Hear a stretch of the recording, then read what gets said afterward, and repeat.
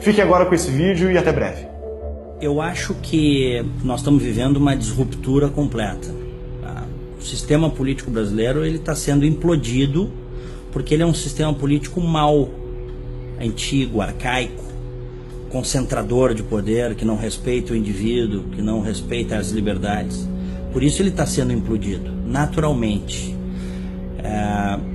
Na União Soviética, levou 70 anos para cair aquela podridão chamada socialismo, comunismo na União Soviética. 70 anos, caiu de podre no início dos anos 90, de podre.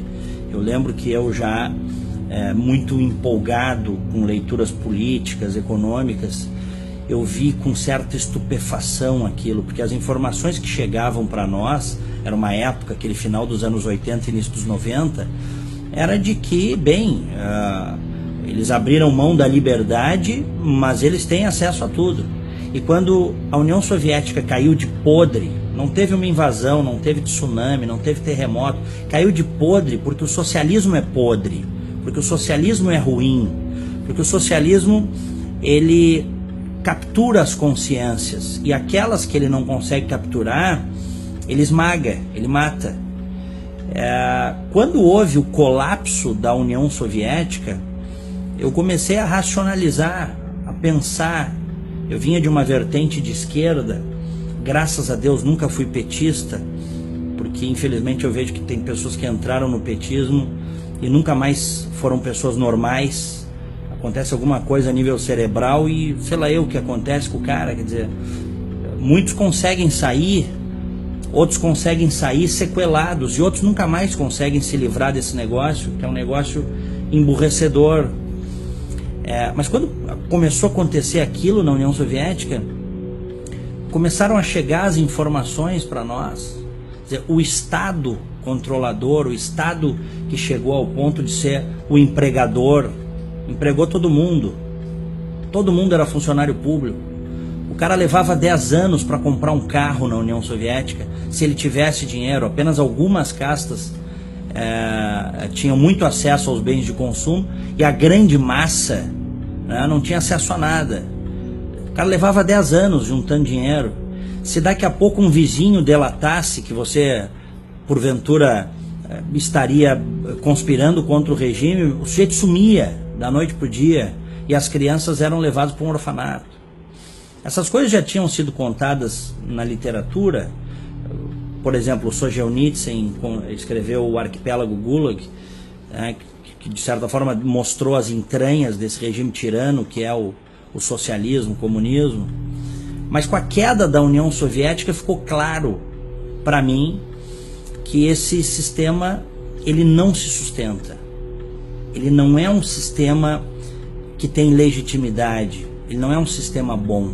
Ele é, na verdade, um sistema opressor. O socialismo, o comunismo é um sistema arcaico, violento, assassino, e que, sobretudo, impede as pessoas de exercerem um direito fundamental, que é a liberdade. Os dois direitos principais do indivíduo, do ser humano, é a vida e a liberdade. O socialismo, o comunismo suprime isso. Pois bem, no Brasil há décadas a tentativa de implantação desse sistema. Lógico, com uma outra cara, com uma outra roupagem. Quem lê um pouco sobre Gramsci, Antônio Gramsci, vê que ele era um cara ao mesmo tempo brilhante, mas um cínico, porque ele criou metodologias para que o socialismo, o comunismo predomine culturalmente na sociedade e não por meio das armas, da força. E há décadas tem grupos que tentam fazer isso no Brasil, implantar isso no Brasil, aproveitando que nós historicamente temos uma cultura relativista. Isso no Brasil é uma coisa histórica. Nós não temos instituições fortes, saudáveis. Então, quer dizer, o caldo de cultura, quer dizer, é o caldo perfeito para o surgimento de ideologias totalitárias. E elas vêm vindo. E elas chegaram lá, essa ideologia totalitária chegou no Brasil em 2002 com a eleição do Lula. Mas eu sabia, eu já como um crítico ferrenho do petismo, da esquerda, do socialismo, comunismo, eu tinha absoluta certeza que a hora da verdade ia chegar. Ela tinha que chegar, né? Eles eram muito mentirosos, eles eram muito corruptos, eles são corruptos.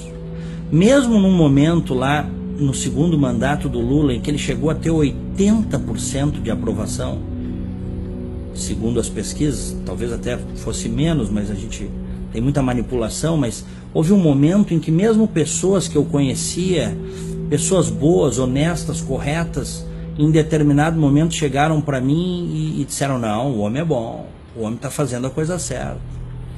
Cara, eu tinha fé que ia cair a máscara. Pessoas corruptas, más, pessoas que não acreditam na liberdade, nunca podem estar fazendo a coisa certa. E a hora chegou. E quando é que essa hora chegou? E por isso que nós estamos vivendo a implosão do sistema político brasileiro que nós conhecemos, da chamada Nova República, a partir dos anos 80, um sistema multipartidário. Chegou com a Lava Jato. A Lava Jato, a Operação Lava Jato, é o grande fator de desequilíbrio deste jogo. Operação Lava Jato. Porque a Lava Jato, a partir de um juiz lá, de uma vara federal de Curitiba, junto com um grupo de procuradores federais, homens honrados, honestos, engajados junto com policiais militares, policiais federais, eles começaram a investigar um lance pequeno de lavagem de dinheiro e pegaram o cordão do roubo da Petrobras. E aí nós descobrimos que aqueles socialistas, né, que tinham chegado lá vendendo a imagem de que estavam lá para fazer o bem do povo, na verdade era uma cambada de bandidos, assaltantes, né, bandidos de colarinho branco. A Lava Jato tem este papel fundamental de causar a implosão do sistema político que nós conhecemos. 2013, quando o povo começou a ir às ruas, incitado num primeiro momento pela esquerda ligada ao PSOL, isso aqui é curioso, aquilo foi um início, quer dizer, estes movimentos de esquerda, de extrema esquerda, barulhentos, agressivos, eles tiveram um papel lá no início, quando eles iam para as ruas lutar por passagem de graça, né? Que essa foi a ideia inicial lá em 2013, né? Lutar pelo transporte público e gratuito, mas fugiu o controle. As pessoas começaram a ir para as ruas com os cartazes, com as mais variadas demandas possíveis e imagináveis. Mas em essência, ao contrário do que muitos opinadores de esquerda disseram na época, o povo está indo para a rua para pedir mais Estado. Mentira. O povo foi às ruas, foi um início, para pedir Estado, não é mais Estado. Hoje a gente não tem polícia, hoje a gente não tem saúde, hoje a gente não tem educação decentes, mas o Estado é gigante. Esse Estado que está aí não nos interessa. Não é esse Estado que a gente quer um Estado que preste o básico de serviços públicos com a carga tributária gigantesca que pagamos. E a partir dali também entram as redes sociais, tem um papel fundamental, as pessoas começam a se dar conta de que elas não estão sozinhas. Muitas vezes o cara estava numa repartição, num escritório, quietinho ali, louco para criticar o governo, mas ele não sabia se ele podia. Daqui a pouco ele vê no Facebook que o cara que trabalha com ele, com quem ele nunca tinha trocado ideia, esse cara faz uma crítica, aí ele se sente, né, cacifado para criticar. E aí é isso que a gente está vendo, né? Essa disruptura. Hoje as pessoas nas redes sociais, na própria mídia, começa a ser de forma muito contundente. Na vida, nas famílias, no trabalho, as pessoas estão começando a dizer o que pensam. E isso é fundamental para um novo momento, para um novo país que nós queremos. No futuro, quando os historiadores, daqui a muitas décadas, escreverem o que aconteceu, o que se passou durante o período Lula-Dilma e essa disruptura que nós estamos vivendo agora, vai ter que ter um capítulo dedicado à mídia e à imprensa. A mídia, a imprensa, eu não digo de forma generalizada, porque você sempre tem exceções, você sempre tem bons veículos e bons profissionais comprometidos com a verdade. Mas uma parte considerável da mídia brasileira foi cúmplice desse projeto criminoso de poder, ao não ir fundo para mostrar do que se tratava, ao deixar passar batido o currículo das pessoas que foram para o governo, né? Ao não dar voz a opiniões divergentes, sobretudo nos dois governos do Lula e na primeira metade do governo Dilma. A imprensa foi cúmplice, parte dela. Vamos pegar o caso de Passadena. Ora, se não era para a imprensa ter ido fundo quando surgiu o escândalo da refinaria de Passadena, uma refinaria que custava 43 milhões de dólares, foi adquirida pela Petrobras, com a senhora Dilma Rousseff de presidente do conselho da Petrobras, por quase $1 bilhão no exterior. Notas de jornal, pequenas reportagens, notas de rodapé e um silêncio cúmplice, né? Por vários interesses, eu não tenho dúvida, e também por ideologia. Há setores da mídia que têm seus interesses ligados ao governo, historicamente. Há outros setores da mídia brasileira que são ideológicos, fazem isso por realmente, sobretudo dentro de redações, por acreditarem que o projeto para o Brasil é um projeto de esquerda, que não deu certo em lugar nenhum do mundo. Então, no futuro, quando for contada a história deste momento, podem ter certeza, a mídia também irá para o banco dos réus.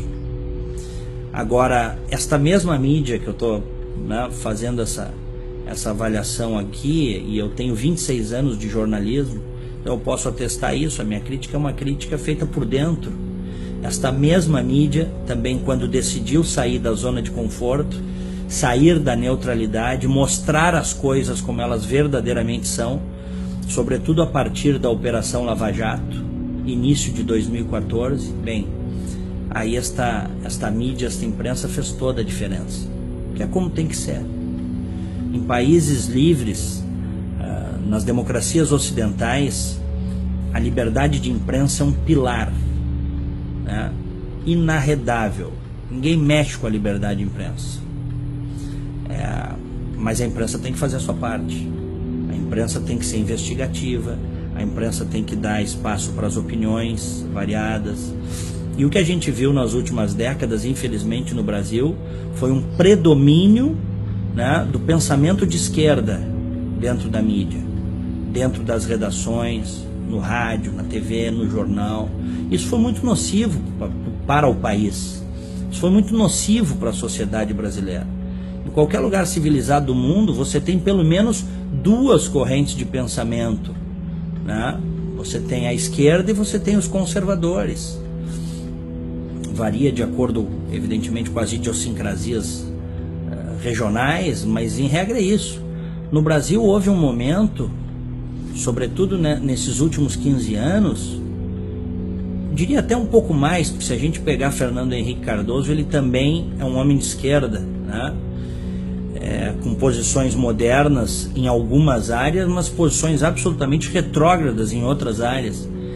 Se a gente parar para pensar, nós temos aí um predomínio de quase 25 anos da esquerda no governo brasileiro, um quarto de século no poder. Nós temos a doutrinação em sala de aula que gerou militantes nas faculdades de jornalismo, nas faculdades de ciências humanas, e depois estes militantes políticos, esse pessoal de esquerda, acabou indo para as redações, acabou indo para ONGs, voltou a dar aula em universidades, fazendo a cabeça da juventude. Eu, por exemplo, nunca fui apresentado a nada que não fosse de esquerda dentro da faculdade, né? Eu fui descobrir que havia, por exemplo, um Edmund Burke, um Olavo de Carvalho, um Luiz Felipe Pondé, que é um fenômeno mais recente, um sujeito interessantíssimo, e outros tantos, fora da faculdade. A faculdade brasileira, a universidade brasileira, ela infelizmente, como ela está constituída nas últimas décadas, ela existe para formar militância, principalmente na área de humanas, para formar militância de esquerda. A universidade brasileira, ela está na linha do não pensar. É proibido a contraposição de ideias. Eu tenho ficado muito impressionado porque isso começa a mudar. Essa é a minha impressão positiva. Hoje nós já temos grupos de pensamento liberal dentro das universidades brasileiras que estão dispostos, apesar de todos os esforços dos professores e das próprias reitorias, estão dispostos a mudar esse jogo, a contar uma outra história, né? A dizer que, enfim, se você teve um Marx, você teve um Mises. Se você teve um Lenin, você teve um Churchill, né? Se você tem um Rousseau, se você teve um Rousseau, se houve um Rousseau, houve também um Edmund Burke. Essa é a disruptura que nós estamos vivendo, mas infelizmente eu vejo ainda como problemática a academia brasileira. As universidades brasileiras, elas são excludentes e elas, sobretudo na área de humanas, elas cerceiam o livre pensar. Isso é muito ruim para o país. Isso é péssimo para o país.